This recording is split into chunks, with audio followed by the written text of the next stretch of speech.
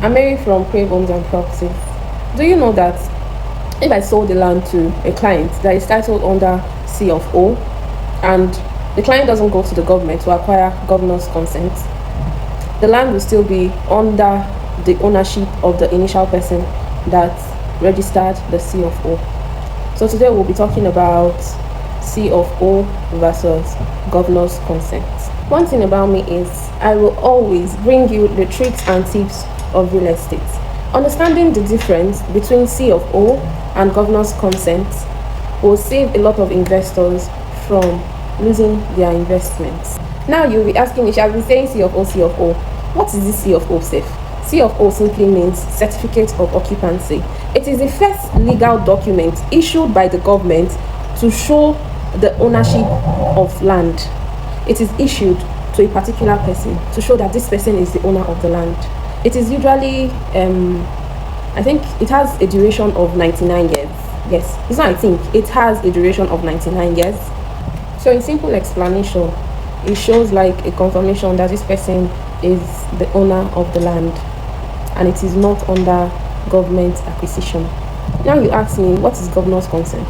Governor's consent is an approval by the governor when a particular land with an existing C of O is being transferred to another buyer.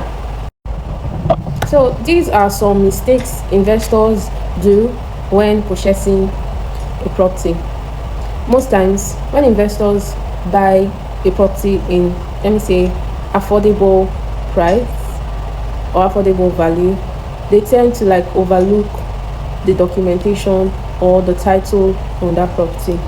They don't always, most investors don't, I don't know how to say it, let's say they don't do verification before purchasing a particular property. Then most times investors don't go for governor's consent after purchasing a property that already has an existing C of O. So the document C of O of a particular land, there can be only one C of O. There can be only one C of O. Then maybe after 99 years there will be another renewal. But governor's consent, for example, if Mr. Ade buys a land from, or let's say a property from Mr. Bawa. So Mr. Bawa that is selling the land already has a C of O. Mr. Ade is going to go to the government and acquire a governor's consent, which is like, this land has been transferred to me. So I am now the new owner of the land. And if Mr. Ade wants to sell it to, for example, Mr. Taiwo has to like go to the governor again and say, Mr. Ade is selling me this land and he already had governor's consent. So Mr. Ade is going to like do another governor's consent, but there can always be just one C of O and a renewal after 99 years.